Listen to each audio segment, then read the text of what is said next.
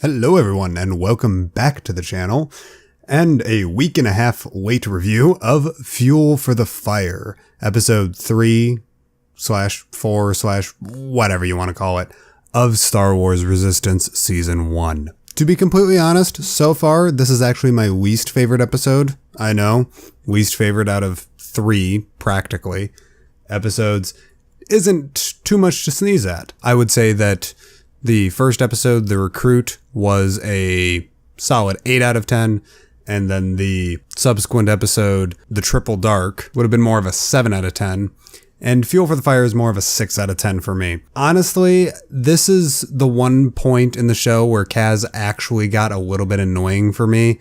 Him making the most ridiculous of mistakes with the engine going over the side and the part sled also going over the side, and him constantly being so obsessed with going out spying, and, you know, him refusing to concentrate on his own responsibilities of becoming a integral part of the Team Fireball or of Yeager's crew or whatever you want to call him. All in all, it was just a little bit annoying to see Kaz basically fulfill his role as a 10-year-old's representative, basically, inside of the Star Wars universe. We know that Kaz is like 16 or 17, at least that's kind of my guess, and seeing him making the mistakes that a 10-year-old would make got a little bit on my nerves, but at the end of the day, this is a show for 10-year-olds. And I wasn't too big of a fan of the antagonist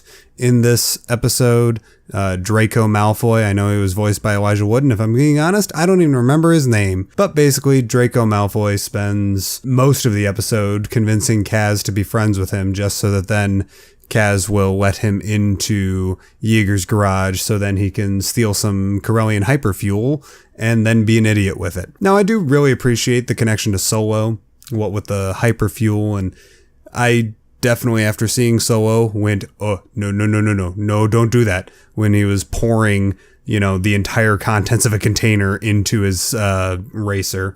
That was a little bit, it was a pleasurable experience of going, you idiot, don't do that, no, bad idea. And then I suppose my final thought on this episode is my already speculation on who the mole is for the First Order on the Colossus. I think it's Yeager, personally. The reason why I think it's Yeager is twofold. In the first episode, Yeager says something to the effect of, I have a feeling that sometime soon we will all be faced with very difficult decisions.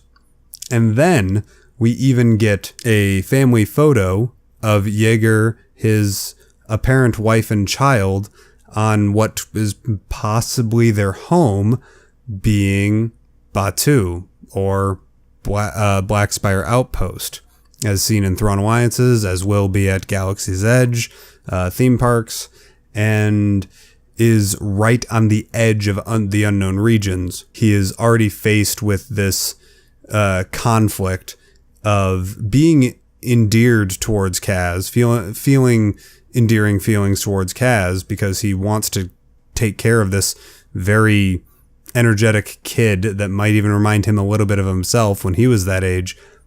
But he also knows that he's going to have to make the decision soon of protecting his either kidnapped wife and child or protecting them because they're still back home on Batuu, and Batuu is going to be one of the first planets to fall under First Order control. So there's my wild speculation out of the way.